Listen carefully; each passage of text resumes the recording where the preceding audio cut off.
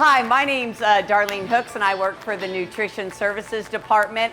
And today I would like to recognize one of our employees, Leon Montes. This is where the magic happens.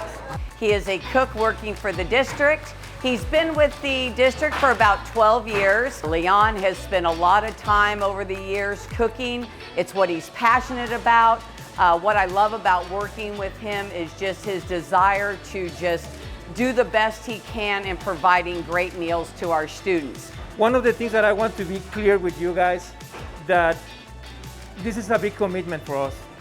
You don't know how much passion we put in the things that we do for the students. You have no idea how many students are coming and they are really hungry and they appreciate what we do. He likes to work on new recipes, takes pride in what he does, and just overall, when it comes to his cooking, he just does a fabulous job.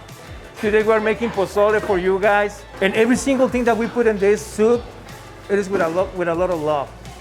For me, it's making feel welcome and making feel like they are, for 10 minutes, they're at home. Forget about the formulas, forget about the math, forget about the teacher talkings. We are here to give them a little piece of happiness. Like I said, what better way to speak to you guys and to talk highly about a great employee for our district.